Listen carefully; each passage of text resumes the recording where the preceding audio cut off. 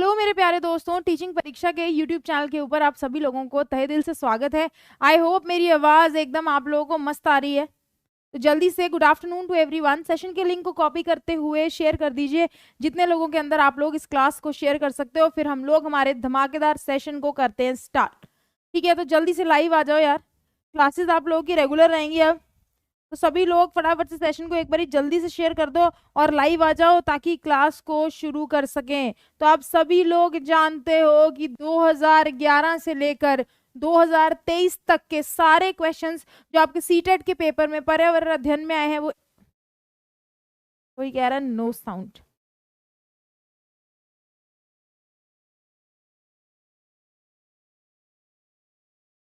Hello दोस्तों, आवाज तो आनी चाहिए, ऐसा नहीं हो सकता। माइक एकदम ठीक है यार, जिसको आवाज नहीं आ रही वो अपने एंड से चेक कर ले। मेरे एंड से मैंने चेक कर लिया, आवाज एकदम परफेक्ट है। ठीक है, आवाज तो ठीक है, हाँ बिल्कुल ठीक है, ओके चलो ठीक है। तो दोस्तों 2011 से लेकर 2023 तक के सारे क्वेश्चंस पर्यावरण अध्ययन के हम लोग हमारे सेशंस के अंदर डिस्कस करेंगे। ऐसा एक भी क्वेश्चन आप लोगों को अपने पेपर में देखने को नहीं मिलेगा जो कि हम लोगों ने क्लास में किया ना हो, क्योंकि एक भी क्वेश्चन मैं छोड़ूंगी नहीं। मोर ओवर दूसरी मोस्ट इंपॉर्टेंट बात कि हम लोग सेशन में सब कुछ रिवाइज भी बार बार करते हुए चलेंगे ताकि एक एक चीज को याद भी मेरे दोस्तों हम लोग कर ले। तो रिविजन भी करेंगे, याद भी करेंगे और दिमाग में हर एक चीज को सेट भी मेरे दोस्तों कर लेंगे। ठीक है, क्लियर हो गई सबको बात? तो स्वागत है सभी लोगों का आज की क्लास में। शुरू करते हैं हमारी आज की क्लास को। फटाफट से सभी लोग JSM लिखो, जय सरस्वती माँ, और सरस्वती माँ के आशीर्वाद से हम लोग हमारे सेशन को करते हैं स्टार्ट। अच्छा सुनो मेरे प्यारे दोस्तों, एक और इम्पोर्टेंट अनाउंसमेंट आपको करनी है मैंने। ठीक है, कल से आपकी क्लास 1 PM पे हुआ करेगी। ठीक है, तो कल से आपकी जो यूट्यूब की क्लास है वो दोस्तों आपकी 1 बजे हुआ करेगी, 1 PM के ऊपर हुआ करेगी। ठीक है, डन।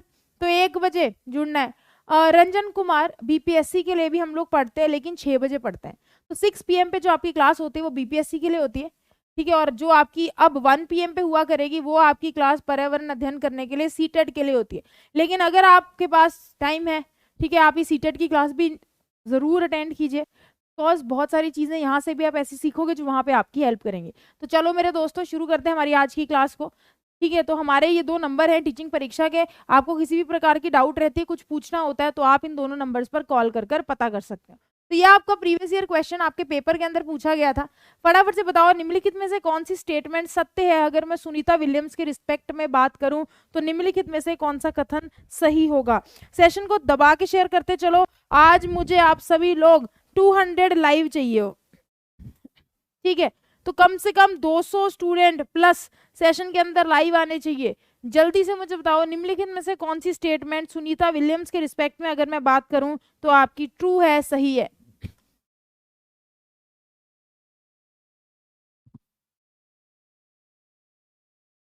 चलो, इस क्वेश्चन का जो राइट आंसर है वो आपका ऑप्शन नंबर 1 है दोस्तों। ये सेकंड विमेन एस्ट्रोनॉट है इंडियन ओरिजिन की, तो ये भारतीय ओरिजिन की, ठीक है, दूसरी विमेन एस्ट्रोनॉट है। एक चीज और याद रखना दोस्तों, इन्होंने 6 महीने से ज्यादा अधिक अंतरिक्ष के अंदर गुजारा था। Very very important point. इस पॉइंट से रिलेटेड क्वेश्चन भी आपके पेपर के अंदर पूछा जाता है। और ये सेकंड विमेन है, ठीक है, इंडियन ओरिजिन की। फर्स्ट विमेन आपकी कल्पना चावला है जो कि 2003 के अंदर स्पेस शटल डिजास्टर के अंदर उनकी मृत्यु हो गई थी। ये सारी बातें आप लोगों को ध्यान में रखनी है। आई होप ये बात क्लियर है। तो आ जाओ डिस्कस करते हैं दोस्तों। कुछ इंपॉर्टेंट फैक्ट्स मुझे आपको बताने हैं। पहला पर्सन, फर्स्ट पर्सन जो आपका अंतरिक्ष में गया था उनका नाम यूरी गार्गियन है। सभी लोग चैट के अंदर फटाफट से लिखते चलो बिकॉज ये क्वेश्चन आपके पेपर में आता है। नील आर्मस्ट्रांग के बारे में बात करूं, वो पहले व्यक्ति थे जिन्होंने चंद्रमा पे सबसे पहले कदम रखा। और राकेश शर्मा फर्स्ट इंडियन है मेरे दोस्तों, भारत से पहले थे जिन्होंने आपके चंद्रमा, आपके स्पेस में, अंतरिक्ष में कदम रखा था पहली बार। तो ये नाम आपको याद रखना है, यूरी गार्जियन का, नील आर्मस्ट्रांग का और राकेश शर्मा का। सभी लोग चैट के अंदर लिखते चलो। कल्पना चावला के बारे में बात करूं तो ये इंडो अमेरिकन है, ठीक है, इंडियन ओरिजिन की पहली विमेन एस्ट्रोनॉट है दोस्तों, ये भी ध्यान रखना। स्पेस शटल डिजास्टर हुआ था 2003 के अंदर और इनकी मृत्यु हो गई थी, कभी वापस नहीं आ पाई अंतरिक्ष से दोस्तों। ये Sunita Williams, very very important, examiner को सुनीता विलियम्स बड़ी सुंदर लगती है, बड़ी प्यारी लगती है और इससे क्वेश्चन हमेशा पेपर में पूछता है। ये मेरे दोस्तों 6 मंथ से ज्यादा अधिक इन्होंने अंतरिक्ष के अंदर गुजारा था और ये सेकंड विमेन एस्ट्रोनॉट है इंडियन ओरिजिन की, ये बात आपको ध्यान के अंदर रखनी है। अगला सवाल, basic objective of educational exertion in EVS. अगर मैं पर्यावरण अध्ययन की शैक्षिक मेरे दोस्तों, ठीक है, आपकी भ्रमण के बारे में बात करूं तो उसका मूल्य उद्देश्य कौन सा होगा? ये डेवलप करता है बच्चों के अंदर ऊर्जा, फर्स्ट हैंड एक्सपीरियंस डेवलप करता है बच्चों के अंदर, प्रमोट करता है दोस्तों समाजीकरण, सोशलाइजेशन, और प्रमोट करता है टीम स्पिरिट। चलो बताओ जल्दी से इस क्वेश्चन का राइट आंसर क्या होगा?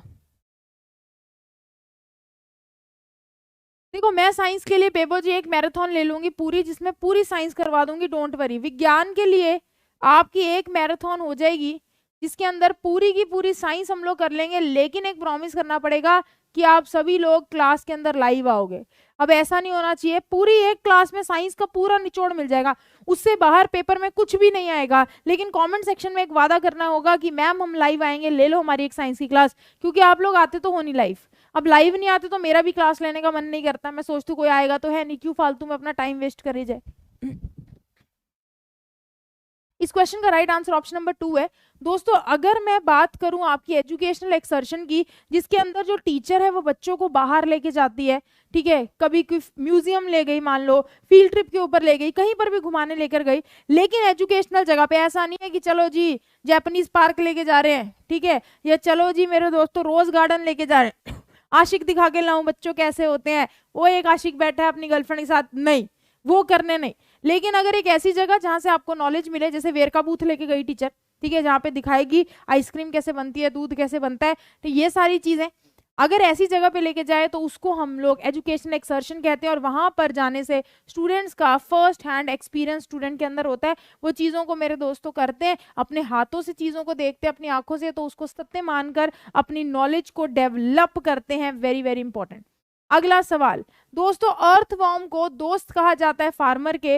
मुझे फटाफट से एक बात बताओ कि केचुओं को फार्मर के फ्रेंड्स क्यों कहा जाता है? ऐसा क्या रीजन हो गया भैया कि केचुओं को बोल देंगे कि ये फार्मर के दोस्त हैं? बताओ।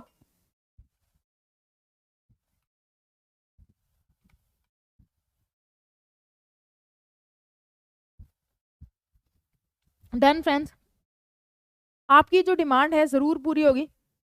मुझे पता है कि पेपर आ गया अब आप लोगों का, अब आप लोग जागोगे कि यार पढ़ लेते हैं, है ना? तो एक क्लास में ईवीएस में मिल जाएगी आपको पूरी की पूरी, 2-3 घंटे की क्लास लूंगी मैं एक साथ, तो 2-3 आवर्स की वो क्लास होगी जिसमें पूरी ईवीएस हम लोग करेंगे, और 2-3 घंटे की क्लास लूंगी जिसमें पूरी विज्ञान हम लोग करेंगे, एक एक चीज डिस्कस करेंगे, एक एक क्वेश्चन डिस्कस करेंगे, और आपकी फुल ऑन तैयारी होगी। अगर आप ये सेशंस चाहते हो तो मुझे वीडियो के नीचे कॉमेंट सेक्शन के अंदर बताना पड़ेगा। इस क्वेश्चन का जो राइट आंसर है मेरे प्यारे दोस्तों, वो आपको ऑप्शन नंबर 2 है, ठीक है। तो ऑप्शन नंबर 2 इस क्वेश्चन का राइट आंसर है, फर्स्ट, थर्ड और फोर्थ। अगर मैं पहले के बारे में बात करूं तो अर्थवॉर्म्स जो होते हैं केचुए, आपके मृत पत्तियां खा लेते हैं, प्लांट्स खा लेते हैं, ड्रॉपलिंग्स खा लेते हैं, और सॉइल को फर्टिलाइज करते हैं। Very important. दूसरा मेरे दोस्तों, केचुए सॉफ्ट करते हैं सॉइल को, उसको खोद कर सॉइल को सॉफ्ट कर देते हैं ताकि एयर अंदर इजीली जा सके, और जल भी अगर आप ऊपर से डालो तो मृदा के अंदर इजीली जा सके, इसका फायदा होता है। डिगिंग के वजह से एयर और मेरे दोस्तों वाटर का पैसेज इजी होता है, ये मैं आपको बता चुकी हूँ। तो 1, 3 और 4 ये तीनों के तीनों पॉइंट जो थे सही थे, ऑप्शन नंबर 2 इस क्वेश्चन का राइट आंसर था। अब जो केचुए होते हैं क्या खरपतवारों को खा लेते हैं और मेन क्रॉप को बचा लेते हैं? ऐसा कुछ नहीं है, ठीक है, कि केचुए खरपतवारों को बचा लेते हैं, नहीं, खा लेते हैं, ठीक है। तो ये आपके अर्थवॉर्म से केचुए। केचुए पालन को दोस्तों वर्मी कल्चर कहा जाता है, ये क्वेश्चन आपके पेपर में पूछा जाता है। और केचुओं को आपके फार्मर्स के दोस्त कहा जाता है, क्योंकि वो मृदा को एक तो फर्टाइल करके देते हैं, लूज करके देते हैं, ताकि एयर और वाटर इजीली अंदर जा सके, ये बात भी याद रखना, ठीक है। अगला सवाल दोस्तों, ऐसा कौन सा एनिमल है जो 17 घंटे एक दिन में सोता है? Very very important, previous year question आपके पेपर के अंदर पूछे गया क्वेश्चन है ये, फटाफट से बताओ ऐसा कौन सा जानवर है जो 17 आवर्स अ डे, एक दिन के अंदर 17 घंटे मेरे दोस्तों सोता है? इस क्वेश्चन का राइट आंसर जो है वो आपका स्लॉथ है। लेकिन हम लिंक लगाए बिना आगे बढ़ेंगे नहीं। अगर मैं एलिफेंट के बारे में बात करूं तो एलिफेंट मेरे दोस्तों 2 से 4 घंटे एक दिन के अंदर सोता है। ये पत्तियां खाते हैं, ठीक है। एक झुंड होता है इनका, जिसकी जो मादा होती है, मादा सबसे ओल्डेस्ट, सबसे बूढ़ी मादा इसकी हेड होती है, लीडर होती है, ठीक है। नर हाथी जितने भी, देखो माधाएं यहाँ पे रहती हैं, नर हाथी जब 14 से 15 साल के हो जाते हैं दोस्तों तो इसको छोड़कर चले जाते हैं झुंड को, ये याद रखना। टाइगर बाघ के बारे में बात करूं तो 29 जुलाई को वर्ल्ड टाइगर डे मनाया जाता है। 1973 के अंदर आपका प्रोजेक्ट टाइगर आया था। मध्य प्रदेश को टाइगर स्टेट कहा जाता है दोस्तों, और टाइगर के कान जो है वो बहुत ज्यादा शार्प होते हैं। इन्हें ये तक पता चल जाता है कि हवा चलने के कारण, मतलब पत्तियां जो सरसराहट कर रही है हवा के कारण सरसराहट कर रही है, या फिर कोई जानवर जो है वो घास के अंदर चल रहा है, ये बात भी आपको ध्यान में रखनी है। अगर मैं स्नेक के बारे में बात करूं, सांप के बारे में, तो जो आपका स्नेक होता है, जो आपका सांप होता है दोस्तों स्नेक, स्नेक जो है वेरी वेरी इंपॉर्टेंट, स्नेक के पास कान नहीं होते, लेकिन फिर भी इसको कैसे पता चल जाता है कि आगे कोई व्यक्ति जा रहा है स्नेक क्या करते हैं दोस्तों, आपके अवशोषित करते हैं पृथ्वी से कंपन, वाइब्रेशंस को एब्जॉर्ब करते हैं, कंपन को अवशोषित करते हैं, तो जिस जिस जगह पर कंपन होती है उस जगह पर आपका सांप जो है वो जाता रहता है। तभी दोस्तों एक क्वेश्चन भी पेपर में आता है, जब बीन बजाने वाला बीन बजाता है तो सांप के पास कान तो है नहीं, तो डैना टीनी मैं तेरी दुश्मन, गाना सुना है, दुश्मन तू मेरा मैं नागिन तू सपेरा, तो ये नागिन डांस कैसे कर रही है, ठीक है। तो दोस्तों ये जो डांस होता है ये भी ऐसे ही होता है, आपकी वाइब्रेशंस को, कंपन को अवशोषण किया जाता है। और कभी कोई भी वादा कर लो अपने आप से, गलती से किसी सांप को मार मत देना दोस्तों, क्योंकि आपको नहीं पता अगर आपने किसी सांप को मार दिया तो उसकी बीवी आ जाएगी, ठीक है, नागिन बनकर, भेष बदल कर, और आपसे इंतकाम लेगी। तो दोस्तों इंतकाम से बचो और सांप की पूजा करो। क्लियर होगी बात? चलो आगे बढ़े, अपनी अपनी बीवी सभी लोग चेक कर लो, ठीक है। नागिन तो नहीं है, सारे लड़के बोलेंगे मैम मेरी वाली तो नागिन ही है, सारे लड़के जितने भी बॉयफ्रेंड हैं वो भी और जितने पति हैं वो भी, क्योंकि हर किसी को अपनी गर्लफ्रेंड और अपनी बीवी नागिन ही लगती है। क्या करे दोस्तों, ठीक है। अब ऐसा होता ही है यार, क्या कर सकते हैं स्लॉथ मेरे दोस्तों, हंसी आ गई मुझे भी यार, एक बियर की तरह दिखता है, ठीक है। तो स्लॉथ एक बियर की तरह दिखता है, नॉकटर्नल एनिमल है 17 घंटे तक ये मेरे दोस्तों सोता है, निशाचर जानवर है, और ऐसे पेड़ से उल्टे लटक के, जैसे आप देख सकते हैं चिलमोडान जीवन तो यही जी रहे हैं, ऐसे करके मेरे दोस्तों स्लॉथ आपके सोते हैं चलो, निम्नलिखित में से कौन एक मैन मेड फाइबर है मेरे दोस्तों, फटाफट से बताओ, मानव निर्मित रेशा निम्नलिखित में से कौन है?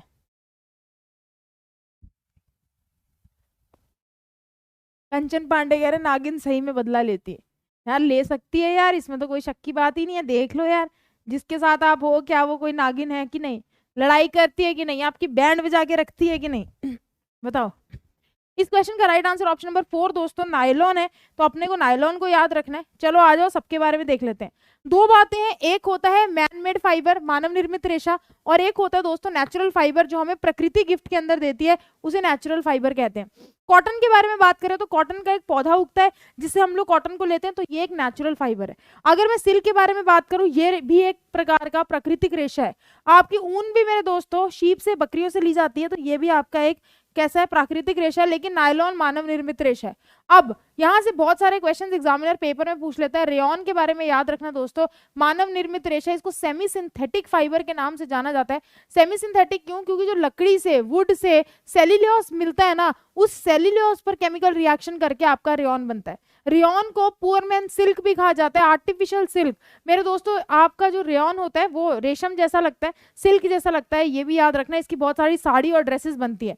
नायलॉन के बारे में अगर क्वेश्चन पेपर में है तो नायलॉन पहला ऐसा फाइबर है जो कि मैन मेड फाइबर है, मानव निर्मित रेशा है। ये क्वेश्चन आपके पेपर के अंदर पूछा जाता है दोस्तों। और नायलॉन में बहुत ज्यादा ताकत होती है, स्ट्रेंथ होती है, इसमें रिंकल्स नहीं पड़ते, ठीक है। तो ऐसा नहीं है दोस्तों कि इसके अंदर आपके रिंकल्स पड़ जाएंगे, इसमें किसी भी प्रकार के रिंकल्स जो है आपके नहीं पड़ते। ये सारी बातें याद में रखना, ठीक है, क्लियर। और सिल्क के पालन को हम सेरीकल्चर कहते हैं, ठीक है, ये बात भी ध्यान के अंदर रखनी है। चलो आ जाओ फटाफट से, फुल फॉर्म बताओ एनसीएफ 2005 की। ये क्वेश्चन आपके पेपर के अंदर पूछा गया है। एनसीएफ 2005 की मेरे दोस्तों फुल फॉर्म क्या है? चलो क्लियर,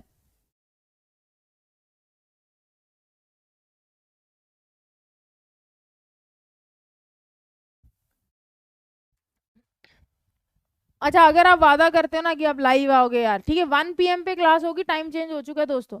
अगर आप प्रॉमिस करते हो कि आप लोग लाइव आओगे तो मैं सारी की सारी ईवीएस एक क्लास में कराऊंगी और साइंस भी, देख लो, मर्जी है। नेशनल करिकुलम फ्रेमवर्क मेरे दोस्तों, एनसीएफ राष्ट्रीय पाठ्यराची रूपरेखा, नेशनल करिकुलम फ्रेमवर्क जो है एनसीएफ 2005 की फुल फॉर्म है।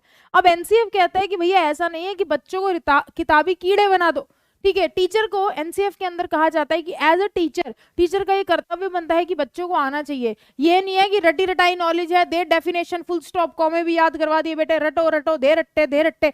दोस्तों रट्टे करने का कोई फायदा नहीं है, चीजों को करवा के सीखो, एक्सप्लोर करवाओ, बच्चों को तितली वितली फूल वाल दिखाओ। दोस्तों प्रजनन सिखाना है, प्लांट्स में रिप्रोडक्शन, तो फूलों से समझाओ कि ये एंथर होता है, ये तंतु होता है, ये वर्तिकाग्र है, ये वर्तिका है, अंडाशय है, पूरा मेरे दोस्तों समझाया जाए, बच्चों को एक्सप्लोर करवाया जाए चीजों को डे टू डे लाइफ के साथ, और इन्वायरमेंट से कनेक्ट करके पढ़ाया जाए, ऐसा आपका एनसीएफ में लिखा गया है। ये सारे के सारे पॉइंट्स इंपॉर्टेंट है जो मैंने आपको बताया, एग्जामिनर पेपर में पूछता है। चलो मेरे दोस्तों, ओजोन लेयर जो आपका समताप मंडल के अंदर प्रेजेंट है, अगर मैं बात करूं कि इसकी थिकनेस को किस में मापा जाएगा, जो भी क्वेश्चन आपके सेशन के अंदर होंगे, ये सारे के सारे क्वेश्चन आपके पेपर के अंदर पूछे जाएंगे। तो मैं आपको बता रही हूँ, सेशंस को बहुत सीरियसली फोकस से पढ़ लो, एक एक चीज को समझ लो, एक एक क्वेश्चन को कर लो। अगर आप लोग क्लास में ज्वाइन करते हो तो सबसे पहली बात, बाहर से पढ़ने की आवश्यकता नहीं। दूसरी बात, सेशन में सब कुछ याद भी करवाया जाएगा, और मजा तो वैसे भी आता ही है दोस्तों जब हम साथ में पढ़ते हैं, ठीक है। तो आना जरूरी है। इस क्वेश्चन का राइट आंसर, जो समताप मंडल की थिकनेस है उसको डॉप्सन यूनिट्स के अंदर मापा जाता है, ये सभी लोग याद रखें। ठीक है, सेंटीमीटर तो आपको पता है लेंथ की यूनिट्स है, और डेसिबल, ठीक है, आपके मेरे दोस्तों ध्वनि के यूनिट्स होते हैं। तो समताप मंडल को डॉप्सन यूनिट्स में मापा जाता है। फटाफट से बताओ, ओजोन लेयर डिप्लीशन डे कब मनाया जाता है चैट के अंदर। अब मैं आपसे कुछ 2-3 क्वेश्चंस लिंक करके पूछने वाली हूँ, मुझे जल्दी से चैट के अंदर बताओ, ओजोन लेयर डिप्लीशन डे दोस्तों कब मनाया जाता है, फटाफट करो। 16 सितंबर। एक्सीलेंट, विनीता शर्मा ने सबसे पहले आंसर दिया, मेघा सिंह ने भी आंसर दिया, बहुत बढ़िया। ठीक है, तो चलो आगे बढ़ते हैं। उसके बाद मुझे फटाफट से बताओ कि समताप मंडल वायुमंडल के कौन सी परत के अंदर प्रेजेंट है। अगला सवाल, वायुमंडल की कौन सी परत में समताप मंडल प्रेजेंट है, जल्दी से बता दें। इस क्वेश्चन का राइट आंसर क्या होगा? इस क्वेश्चन का राइट आंसर मेरे दोस्तों आपका स्ट्रेटोस्फियर है। ठीक है, इस क्वेश्चन का जो राइट आंसर है वो आपका समताप मंडल है। तो सभी को याद रखना है, स्ट्रेटोस्फियर समताप मंडल के अंदर आपका ओजोन लेयर प्रेजेंट होता है। 16 सितंबर को ओजोन लेयर डिप्लीशन डे मनाया जाता है। ये ओजोन लेयर क्लोरोफ्लोरोकार्बन्स की वजह से खराब होता है, और क्लोरोफ्लोरोकार्बन्स आपके एसी और फ्रिज में से निकलते हैं, जिसमें से क्लोरीन निकलती है दोस्तों, और यही क्लोरीन आपके ओजोन लेयर की परत को पतला करती है। Very very important. अगर ये ओजोन लेयर की परत पतली हो जाएगी तो सन से जो अल्ट्रा वायलेट सी, जो कि वेरी वेरी हार्मफुल रेज है, वो पृथ्वी के ऊपर पड़ेगी, जिसकी वजह से ह्यूमन पर पड़ने के बाद डीएनए म्यूटेशन होगी मेरे दोस्तों, और तहस नहस लोगों को स्किन कैंसर और स्किन रिलेटेड बहुत सारी डिजीजेस होंगी। एक वेरी वेरी इंपॉर्टेंट क्वेश्चन जो मैं आपको यहां से बताने जा रही हूँ, ये क्वेश्चन आपके पेपर में आता है, मॉन्ट्रियल प्रोटोकॉल। यार सभी लोगों को याद रखना है, Montreal protocol different different countries ने बैठ के साइन किया था कि हम क्लोरोफ्लोरोकार्बन्स को कम से कम वायुमंडल में रिलीज करेंगे ताकि ओजोन लेयर की डिप्लीशन ना करे। चलो चक दो फट्टे, अच्छा लग रहा है तो लाइक ठोको फटाफट। नाइट ब्लाइंडनेस मेरे दोस्तों किसकी डेफिशिएंसी की वजह से होती है, तो जल्दी से बताओ। अगर रातौंधी के बारे में बात की जाए, नाइट ब्लाइंडनेस के बारे में बात की जाए, तो किसकी डेफिशिएंसी की वजह से नाइट ब्लाइंडनेस होती है? ठीक है, अब देखो सब लोग बहुत कॉन्फिडेंस से मुझे पता है ऑप्शन नंबर 4 लिखेंगे, विटामिन ए। शाबाश, वेरी गुड, सही बात है, विटामिन ए इस क्वेश्चन का राइट आंसर है। लेकिन क्या कोई इतनी खिदमत उठाएगा कि ये सारे के सारे बाकी सारे भी लिख दे? विटामिन बी1 की कमी की वजह से बेरी बेरी होता है, वो भी आपको लिखना पड़ेगा। विटामिन सी की कमी की वजह से स्कर्वी होता है दोस्तों, वो भी आपको लिखना पड़ेगा। विटामिन डी की कमी की वजह से रिकेट्स होता है, और ए की कमी की वजह से आपका नाइट ब्लाइंडनेस होता है। ये सारी चीजें आपको लिखनी है, लिंक करना है, कनेक्ट करना है, ताकि सेशन से सेशन में सब कुछ याद भी कर ले। ठीक है, आपको मुझसे पूछ रहा है पीडीएफ दोस्तों, ठीक है, रितिका रेहल नाम के टेलीग्राम पे मेरा ग्रुप है, इसको ज्वाइन कर लो। ठीक है, सभी लोग, सेशन के लिंक भी यहाँ पे मिल जाएंगे, और सेशन के बाद सेशन की पीडीएफ भी मैं दोस्तों यहाँ पर आप लोगों के लिए शेयर कर दूंगी। शाम के सेशन की 6 बजे जो बिहार का सेशन होता है उसकी पीडीएफ भी मैं यहीं पे शेयर करती हूँ। ये सीटेट के पर्यावरण अध्ययन की पीडीएफ भी यहीं पर शेयर कर दी जाएगी। क्लियर हो गई बात? पीडीएफ वाला मैटर शॉर्ट। चलो फिर आगे बढ़े मेरे दोस्तों। विटामिन ए की कमी की वजह से नाइट ब्लाइंडनेस होती है, loss of vision. Vitamin B1 की कमी की वजह से बेरी बेरी, सी की कमी की वजह से स्कर्वी, डी की वजह से रिकेट्स, कैल्शियम की कमी की वजह से हड्डी वड्डी कमजोर हो जाती है, और आयोडीन की कमी की वजह से दोस्तों गोइटर, घेंगा नाम की बीमारी होती है। क्वेश्चन भी आपके पेपर में बहुत बारी पूछा जाता है। और आयरन की कमी की वजह से दोस्तों अनीमिया होता है, याद रखना। ठीक है, याद रखोगे? ओके, रिपोर्ट है। चलो, पॉलिनेशन क्या होता है, परागण क्या होता है दोस्तों, अगर आपसे कोई पूछे तो ये बताओ, पॉलिनेशन क्या होता है, परागण क्या होता है, फटाफट बताओ।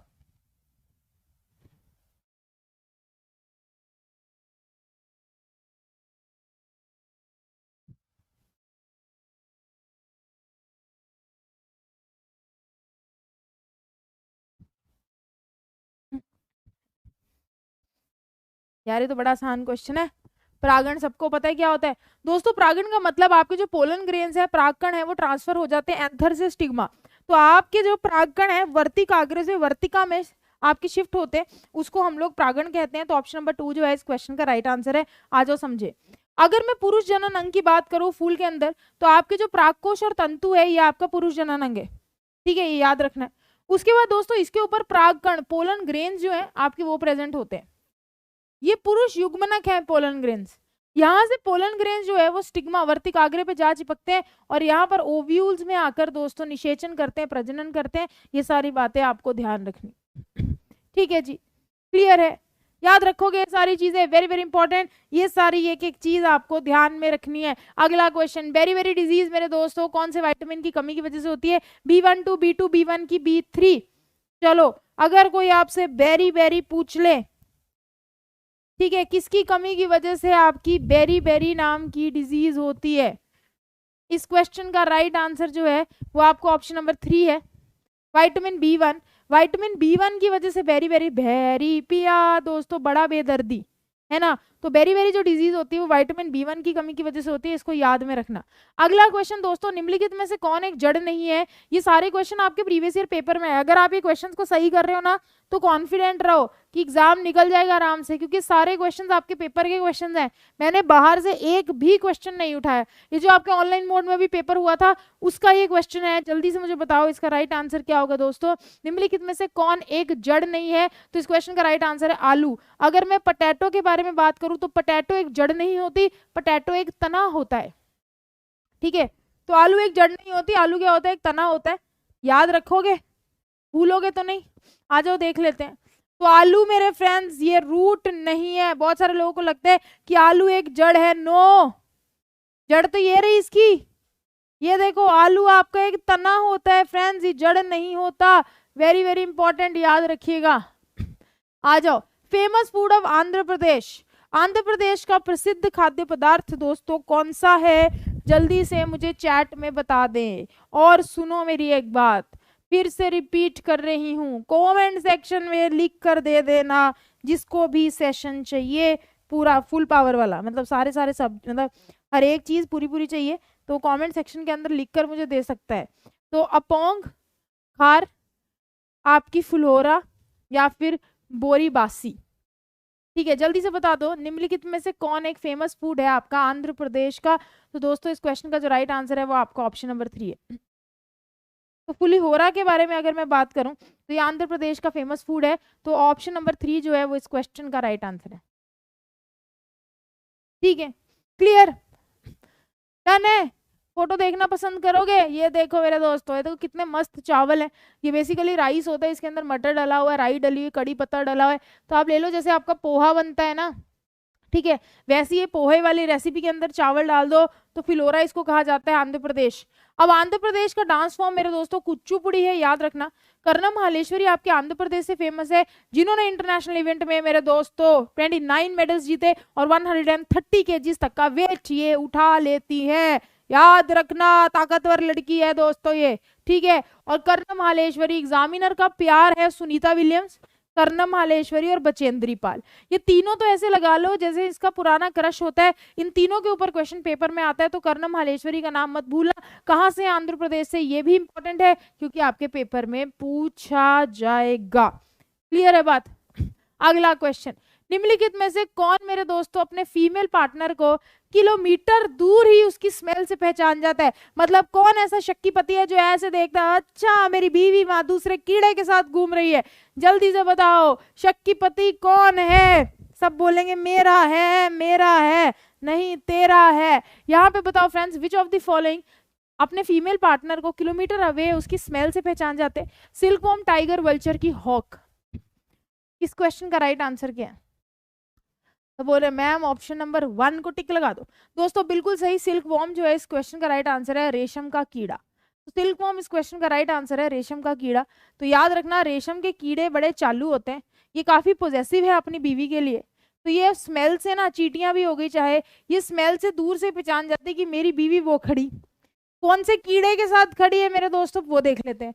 फिर जब ये वापस आती है तो इसकी ऐसी तैसी फेरी जाती है कि किससे बात की, क्यों बात की, कहाँ गई, एटसेट्रा।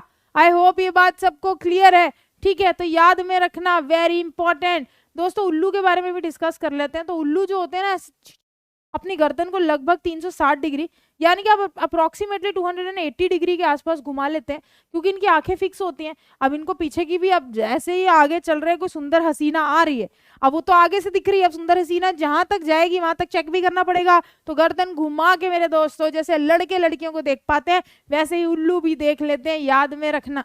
ठीक है, तो ये है आपकी मधुमक्खी और ये है आपका स्पाइडरमैन। स्पाइडरमैन मेरे दोस्तों अकेला रहना पसंद करता है, ठीक है, अलोन रहता है, क्योंकि इसको यारी दोस्ती ज्यादा पसंद नहीं है।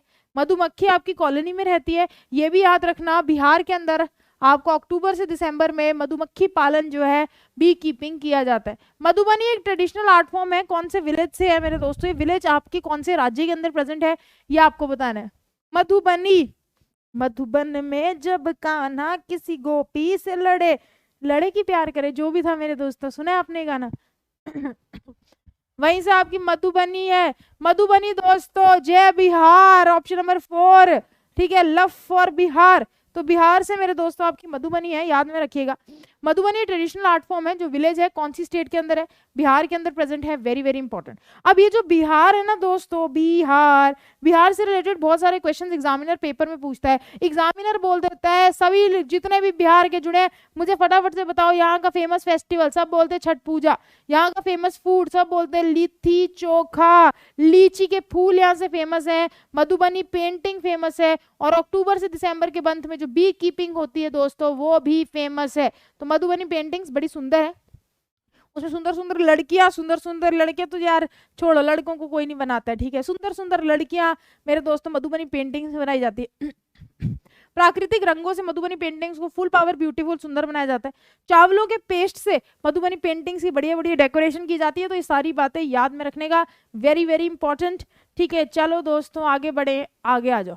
निम्नलिखित में से कौन सी आपकी एक करेक्ट स्टेटमेंट है? ठीक है, आप फटाफट से चारों स्टेटमेंट्स को पढ़ लो धड़ाधड़ और जल्दी से बता दो कि निम्नलिखित में से राइट स्टेटमेंट कौन सी है।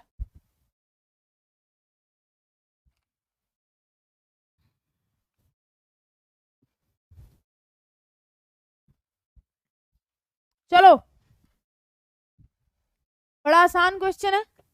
ठीक है, ऑप्शन नंबर 4, मलेरिया जो है फीमेल मस्कीटो की वजह से होता है, याद में रखना दोस्तों। वैसे भी आपको पता है मादाएं खून चूसती है ना, पूछ लो किसी से भी, सारे पति दुखी है अपनी बीवियों से कि हमारी बीवी तो लड़ लड़ के हमारा खून चूस लेती है। तो यहाँ पर भी दोस्तों बीवी का काम ही खून चूसना है, औरतें कभी भी ना सेटिस्फाई नहीं होती। ठीक है, ये चाहिए, राशन चाहिए, गिफ्ट चाहिए, वो चाहिए, आप घूमने नहीं लेके जाते। अगर बाई चांस इंस्टाग्राम सारी लड़कियों के बंद करो, अपनी किसी भी फ्रेंड को कहीं पर भी घूमते हुए ट्रिप पे देख लिया, आते ही अपने पति की ऐसी तैसी कि तुम तो मुझे कहीं घूमने नहीं लेके जाते। मेरी फ्रेंड लंदन गई है, एक मेरी फ्रेंड अमेरिका गई है, एक मेरी फ्रेंड बाली गई है, एक मेरी फ्रेंड कहाँ गई है। ठीक है, तो लड़कियों का काम खून चूसना होता है। तो यहाँ पर भी ऐसी है, जो आपका फीमेल मादा एनोफिलिस मस्कीटो है, माधाओं का ही सारा मेरे दोस्तों जलवा है, लड़कों को कौन पूछता है आज की डेट में। तो ये मादा जो है फीमेल एनोफिलिस मस्कीटो, इसे फैम कहा जाता है दोस्तों। जैसे ही किसी व्यक्ति को काटता है उसके रक्त में प्लाज्मोडियम पैरासाइट परजीवी चले जाते हैं। ये परजीवी जो है इनके कारण बहुत तेज कपकपी चिढ़के बंदे को बुखार होता है। ठीक है, बंदा मेरे दोस्तों वेरी वेरी मच बुखार हो जाता है एक इंसान को, ये बात याद रखना। रोनाल्ड रॉस ने मलेरिया की मेडिसिन का आविष्कार किया था, ये भी आपको याद रखना है। और जब तक मेडिसिन आविष्कार नहीं हुई थी, ये क्वेश्चन भी पेपर में पूछा जाएगा, तो सिंकोना पेड़ की छाल को उबाल कर पेशेंट को पिलाया जाता था ताकि मलेरिया से फिटम फाइन मेरे दोस्तों ये ठीक हो जाए। ठीक है जी, क्लियर। चलो, जो तो ऐसे है ना, देखो सिंपल सी बात, आपको एक रूल ऑफ लाइफ सिखाते हो। अगर आप लड़के हो, किसी के पति हो, किसी के बॉयफ्रेंड हो, कुछ भी हो, एक वर्ड सीखो प्यारा सा, वो है सॉरी। ठीक है, ऐसे सुबह उठते के साथ ही बेबी सॉरी, दोपहर को बेबी सॉरी, और रात को बेबी सॉरी। बस मेरे दोस्तों लाइफ आपकी सेट है, उससे ऊपर कुछ भी नहीं है। कभी भी लड़ाई हो, गलती आपकी हो ना हो, बेबी सॉरी बोलो, बात वही खत्म हो जाती है मेरे दोस्तों, खत्म। लड़कियों के साथ उलझो ही मत, क्योंकि आप जीत नहीं सकते। लड़कियों का काम क्या होता है, पुरानी लड़ाई के फैक्ट भी दिमाग में होते हैं, अच्छा अगली बार जब ये लड़ेगा इसकी बैंड बजाओगी। तो इसलिए याद रखना दोस्तों, एक ना टिप दे रही हूं मैं आपको एज अ फ्रेंड, ठीक है, एक टिप दिया आपको, सुखी जीवन चाहिए, ये करना शुरू कर दो सभी लोग। चलो मलेरिया, डेंगू, चिकनगुनिया के बारे में बात करूं तो मच्छरों की वजह से फैलता है। तो कभी भी अपने घरों के बाहर दोस्तों आप लोग पानी को कलेक्ट मत होने दे, ठीक है। पॉट्स हो गए, इन्हें हमेशा साफ रखें, क्लीन रखें। स्प्रे करते रहे वाटर के ऊपर केरोसिन, क्योंकि जब हम पानी पे केरोसिन को छिड़कते हैं ना, तो आपका ऑक्सीजन का सप्लाई कट जाता है मच्छर के साथ, तो मच्छर मेरे दोस्तों ग्रो ही नहीं कर पाते। इंपॉर्टेंट, रोनाल्ड रॉसो साइंटिस्ट है जिन्होंने मस्कीटो की मेडिसिन का आविष्कार किया था और नोबेल प्राइज जीता था। Very very important, Bhopal gas tragedy 1984 में हुई थी। कौन सी गैस की लीकेज की वजह से आपकी भोपाल गैस ट्रेजेडी हुई, ठीक है। अच्छा, मिस्टर गरीब कह रहे हैं कि मैम मेरे वाली ऐसी ही है। बिल्कुल सभी की वाली ऐसी होती है दोस्तों, इसमें कोई वो है ही नहीं बात, सबकी ऐसी होती है। किसी की कम होती है, किसी की ज्यादा होती है, लेकिन होती सबकी ऐसी है। लड़की तो लड़की है, नेचर भी उसकी वैसी ही रहेगी। क्लियर होगी बात, सीखते चलो मेरे से ये सब कुछ। रिलेशनशिप गुड कैसे करना है मैं आपको ऐसी चुटकी में बता दूंगी, ठीक है। इस क्वेश्चन का right answer option number B है। भोपाल गैस ट्रेजेडी 1984 में हुई थी और मिथाइल आइसोसाइनेट नाम की गैस से मेरे दोस्तों आपकी भोपाल गैस ट्रेजेडी हुई थी। ये बात भी आप लोगों को ध्यान के अंदर रखनी, ठीक है।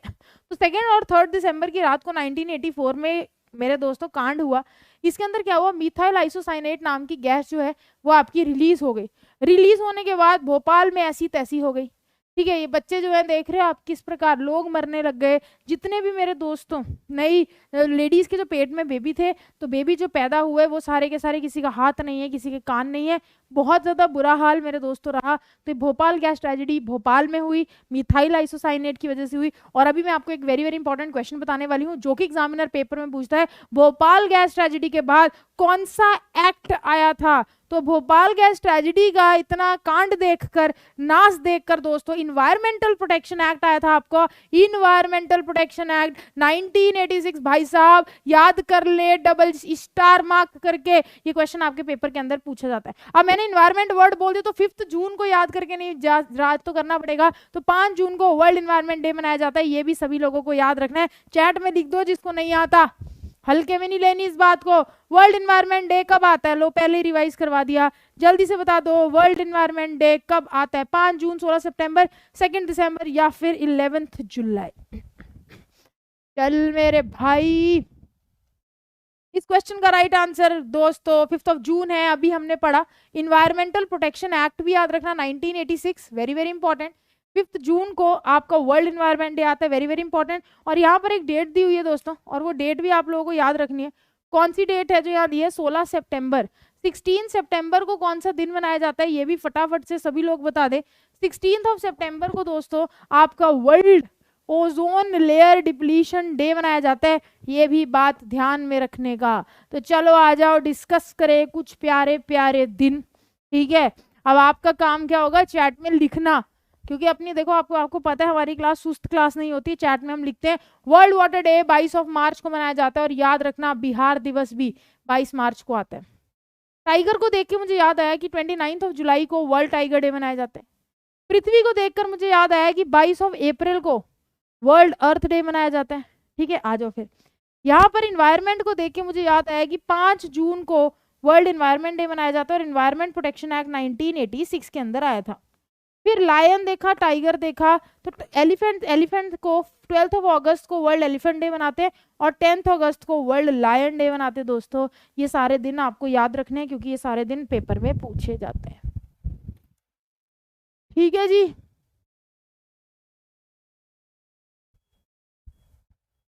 Clear, okay report. चलो रेड डेटा बुक दोस्तों किस चीज से रिलेटेड है, फटाफट से बता दो इस क्वेश्चन का राइट आंसर क्या होगा। आपकी रेड डेटा बुक किस चीज से रिलेटेड है ये आपको बताना है।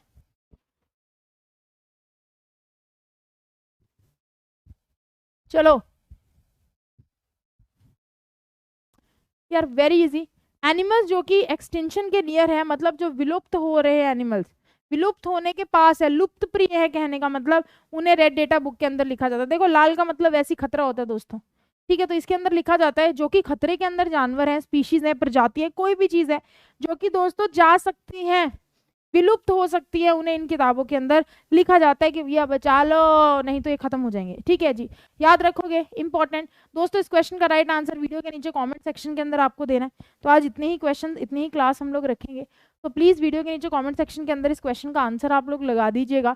साथ में किसी को लंबी क्लास चाहिए साइंस की और लंबी क्लास चाहिए ईवीएस की, जिसमें एक ही क्लास में सारे सिलेबस का कर ले हम लोग निचोड़, तो प्लीज़ वीडियो के नीचे कमेंट सेक्शन के अंदर मुझे लिख के दीजिए, ताकि हम लोग उस हिसाब से चीज़ों को प्लान कर लें। ठीक है, लेकिन वादा करना पड़ेगा, ऐसा नहीं होना चाहिए कि मैं गाना गाऊं, क्या हुआ तेरा वादा, कोई फायदा नहीं उसका, वो कसम वो इरादा, तुम तो भूल जाओगे वादा करके, मैं थोड़ी ना भूलूंगी कि आप लोग आए नहीं। देखो दोस्तों, डिच नहीं चलना चाहिए, धोखेबाजी नहीं होनी चाहिए। So bye bye guys, thank you so much, thanks for watching. अपन लोग मिलते हैं हमारी नेक्स्ट क्लास में। ठीक है, सभी को बाय बाय, टेक केयर।